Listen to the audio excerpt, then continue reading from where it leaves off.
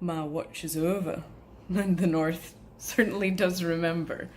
I'm going to do a separate video on the Game of Thrones finale because I really enjoyed it, and I feel there's a lot of hate out there about the finale, which happened when Lost ended, which is my favorite show of all time. So I'm going to do a video on that maybe tomorrow.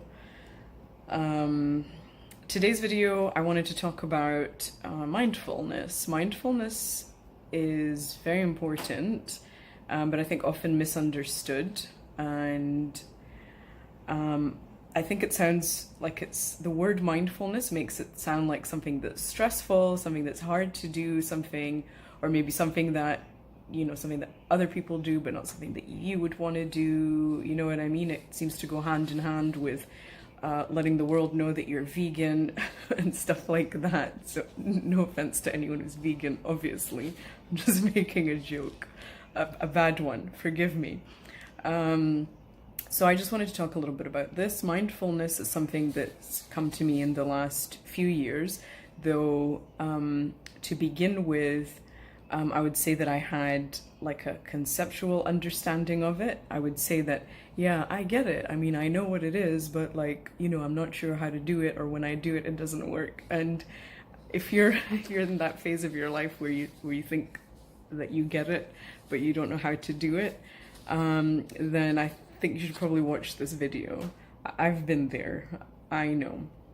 So the first time I heard about mindfulness, trying to still your mind, trying to be the observer of your thoughts rather than identifying with them, trying to get out of endless thinking and endless thought loops. What else? Experiencing emotions when you should be in a place of calm. Like, let's say you're in your own house and you don't have shit to do that day and everything is like done, and all you really should be doing is like chilling, but you are experiencing myriad emotions such as perhaps anger over something that happened last week, or sadness over an event that took place 2 years ago or whatever. That's not to say that those emotions are not valid or that you should ignore them. However, what I am saying is that in times when you should be experiencing stillness, or just chilling the fuck out, relaxing, but your brain won't shut the actual F up, that's when it's time to acknowledge that those thoughts are always going to be there. That's just what your brain does. Your brain produces thoughts. So to start with, I wanted to talk about mind, body, and soul. So your mind, which is your brain, does its thing. It produces thoughts. It controls a lot of your bodily functions, if it can. Different regions of your brain do different things. Different regions of your brain respond to different stimuli in different ways. So it isn't true that your brain is responsible for everything, because it's also very reactive. Like, it reacts to things. It reacts to physical stimulus. It reacts to emotional stimulus. It reacts to things that you hear or smell or whatever. So with this in mind, you can acknowledge that your body is very important when it comes to thoughts or things that you think, because your mind responds to physical stimuli or things that you sense with your senses. So perhaps when you are trying to be still and you notice something's cropping up in your mind again, the same thing that you've been thinking about for the last 3 weeks or 3 years or whatever it is, maybe there is some sort of like stimulus in your environment that you're not aware of. Perhaps if you feel frightened or fearful, maybe there is actually something to be scared of. Maybe you are in an environment that actually isn't safe emotionally for you, so therefore you feel fear, and then you feel it, you feel it in your body, but you don't actually acknowledge it. Perhaps you aren't aware that you're feeling it within your body, and your brain translates that into chatter. It starts chattering, endless chatter. mind, body, and soul. So, and then the soul part, I do like to talk about this stuff, but I'm not sure if it's everyone's cup of tea.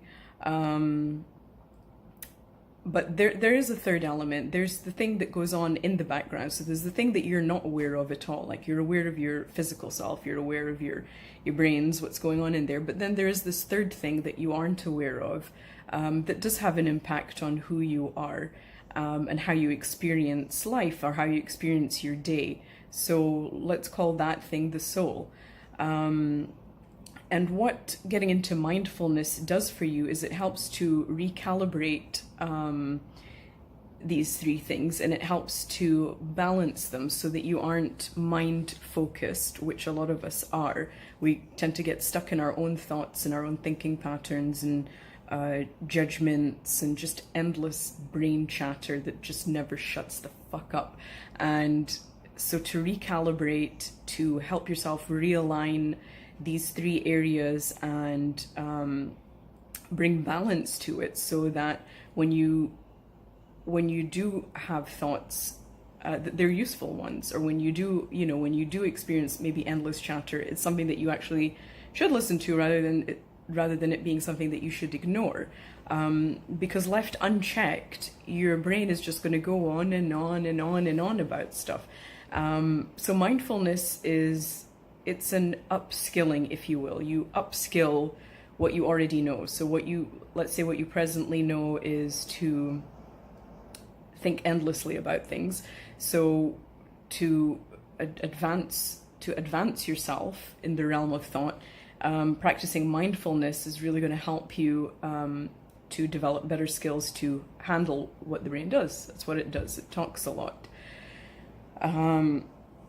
Another thing I wanted to talk about before I get into mindfulness techniques is different types of energy that relate to mind, body, and spirit. So you have the energy of doing, and then you have the energy of being, and then you also have the energy of receiving.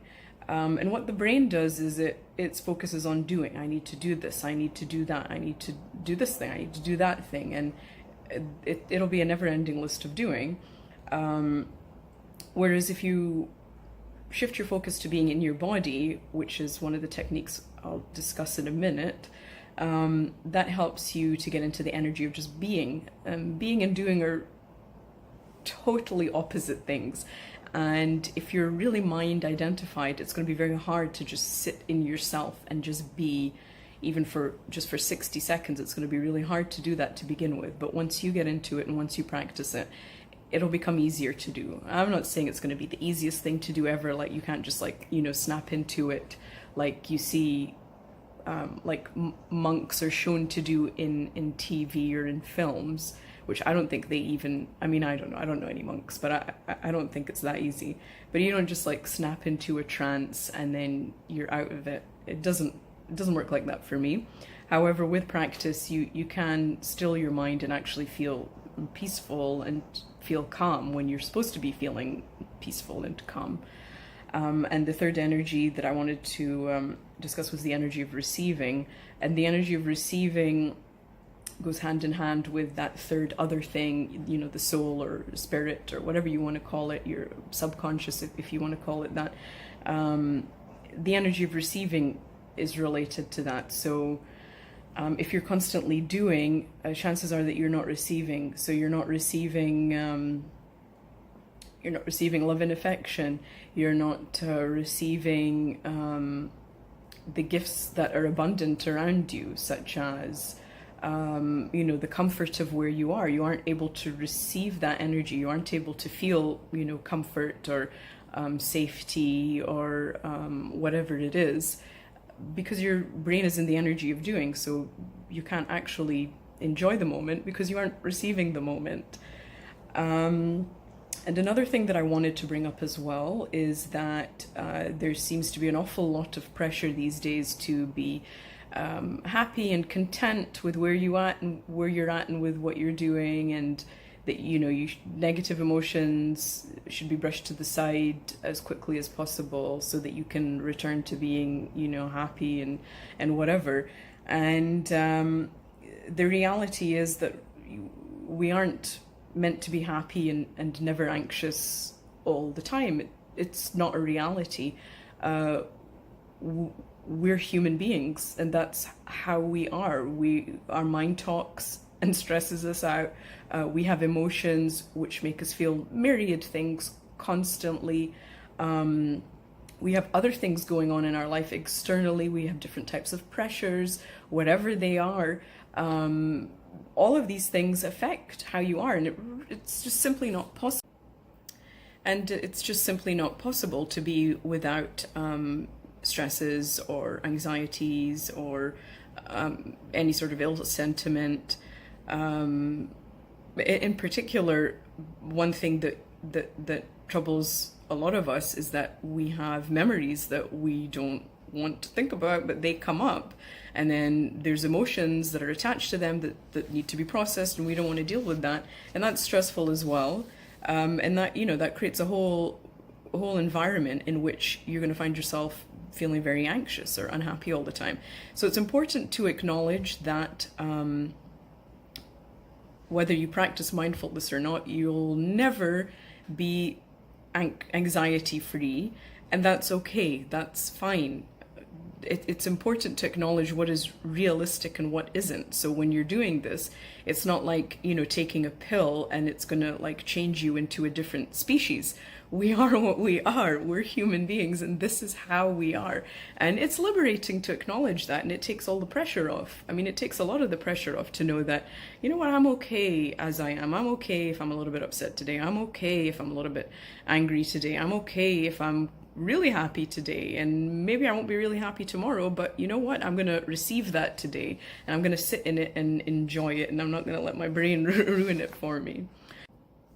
So the first time that I sort of heard the word, I'd heard the word mindfulness, but the first time I'd learned about the concept of mindfulness, or stilling the mind, was when I read The Power of Now by Eckhart Tolle. And like most people, I thought it was really illuminating and fascinating and life-changing in many respects. But at the same time, I would say that I understood the concept. However, I would continue to ask how one is supposed to do it. So I don't think I really understood the concept. If you haven't read it, read the book. But basically, the main things that he talks about are that you are not your thoughts. You are the observer of your thoughts, because you can hear your thoughts. So that thing that can hear the thoughts is what you are. That's who you are. And the thoughts are just an extra addition. They're like you acknowledge that you're not only, your hand or whatever. You acknowledge that you're not only what you look like, you know what I mean? So it's the same thing with your thoughts. You acknowledge that you're not only your thoughts. You're not only your blood type. You're not only your ethnicity. You're not only your interests. You're not only whatever it is. It's one of the things that makes up who you are, but it isn't who you are. And so when you over-identify with your thoughts, it's like over-identifying with anything, like over-identifying with a cult or whatever. It changes how you approach life and how you approach yourself, and it affects the level of peace that you can have within yourself, because the brain never shuts up unless you're asleep. And even then, if you have a lot of anxiety, you might get really bad dreams and wake up and then continue to think about things that you don't want to be thinking about. And actually, you don't have to think about these things all the time. And that's the key. So in The Power of Now, Eckhart talks about how now is all we have. We only have the present moment that we're in. We don't have the future because it hasn't happened yet, and anything can happen. There's no way for anybody to predict what's going to happen. And we don't have the past, even though we'll often cling on to it. We no longer have the past. The past is gone. The only thing that we have is the present moment, and that's what the power of now is. So you find stillness in the now, because the now is all we have. And so your brain is going to try and send you to the future, with the endless thinking and the endless chatter and the fears and the worries and the anxieties. And it's also going to try and drag your ass back into the past with all the fears and the anxieties and the worries and the bringing up things that happened that you had no control over, things that you did or things that you didn't do, things that people did, things that they didn't do, things that happened, things that didn't happen, and again, all we have is now, and this is what the power of now is. So that's essentially what mindfulness is. It's it's just a collection of methods, different techniques, and there are many, on how to get yourself into the now, on how to let go of the distraction of your brain so that you can enjoy being and receiving in the now. The three methods that I want to discuss today, and there are many methods to mindfulness or stilling your brain and being present and being in the now. The three that I want to discuss today are saying enough to excess brain chatter, and dropping out of a thought loop into the emotion that you're experiencing. And the third is a few meditation techniques that I enjoy doing. So the first one is to notice and be the observer of your thoughts. And when something has come up in your mind, let's say for the 5th time today, that's the time for you to acknowledge that it's enough. It's enough. No more.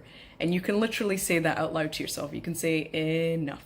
Enough with the thought. I've thought about this enough and I don't need to think about it anymore.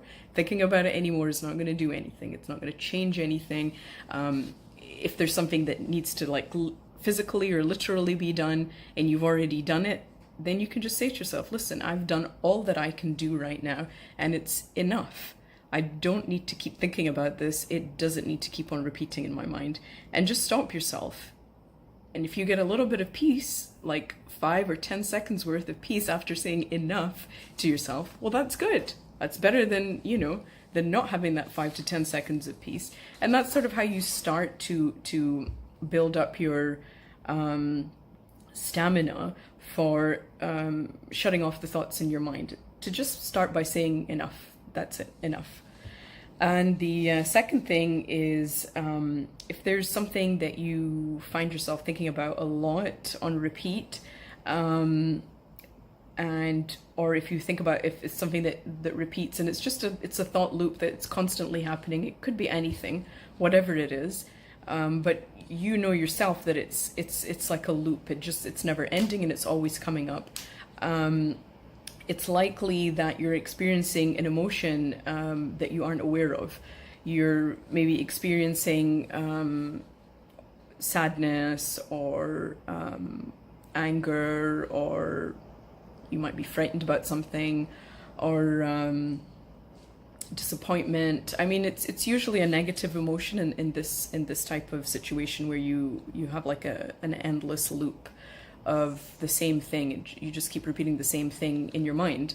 And so the technique here is to, first of all, notice and observe that it's a thought loop, and then just try to remove yourself from the thought loop and sit in your body.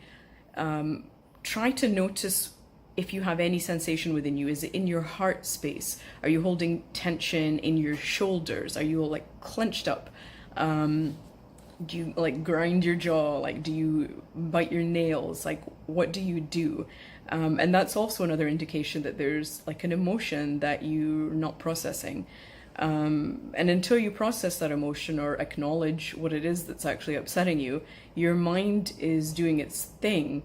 So your mind does that thing because it's trained to do that, and it's the best and easiest way to help you cope with life. It's going to help you just get on with your day by not acknowledging the thing that's upset you. And that's probably something that developed over childhood or in your adolescence or whatever.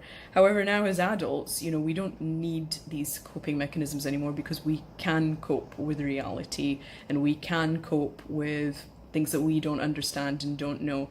So just try to get into the habit of untraining your mind from repeating thought patterns, when actually all that's really going on is that you're a little bit upset, and you need to acknowledge that and feel your feelings for whatever length of time it takes. It could just be the 5 minutes that that you're sitting in a waiting room worried about whatever's going to come up, or it could be a day-long thing. But whatever it is, just notice that you're in a thought loop, and then try to step down into the emotion that's there.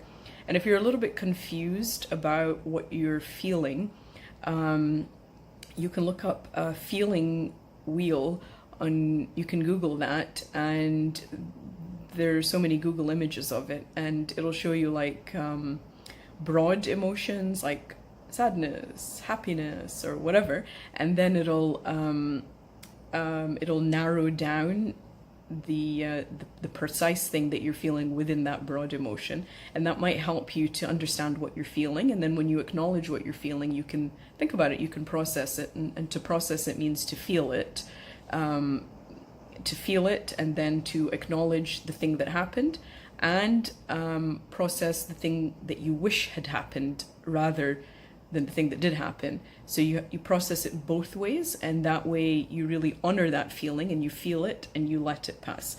And that isn't to say that it won't crop up again. It's not like a one-time fix where you just do this thing the one time and then you're fine forevermore. However, it is just a better skill, and it's a better way to deal with life than it is to repeat the same thought over and over and over again, because that's stressful. It just stresses you out. It makes you more stressed. It stresses your brain, and you remain confused and stagnant, unmoving. So that was the second thing, dropping out of the thought loop into the emotion. And the third thing, these are a couple of techniques that I do for meditation or practicing mindfulness. The first one you're always going to hear about whenever people talk about meditation is to just breathe and acknowledge your breath. And it sounds bizarre when you first get into it, and it doesn't seem to do anything either when you first get into it. It just seems like a waste of time, and it seems like one more annoying thing. But that is your brain talking. And the whole idea of listening to your breath and following it and feeling it and sitting with it is that you remove your focus from your brain and all of the thoughts that it generates into the sensations in your body. So you just take in a deep breath. Let's do it now.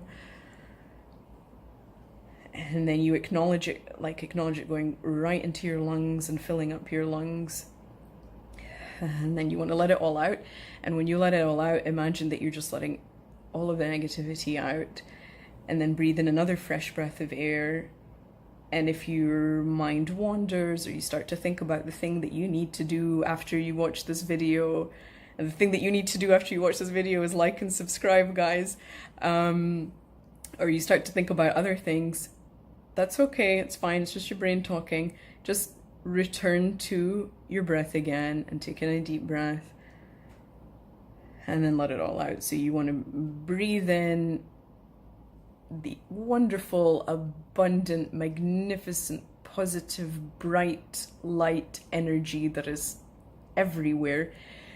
You want to take all of that in, hold it in for a second, and then let out all of the bullshit. It all has to go. And if you just do that for like a couple of seconds, you're going to feel much better. And eventually it'll become easier to do, and it'll feel like it's supposed to, which is peaceful. To start with, it probably won't feel peaceful. It'll probably just feel really irritating and annoying because your brain is telling you that it's irritating and annoying. But once you get into it, it'll be fine. It takes practice though. And there are so many guided meditations that you can follow online, or meditation apps that you can download, which are really excellent. And they do what they say. They just guide you through breathing. And it sounds bizarre, but it really is wonderful if you get into it and just give it the time to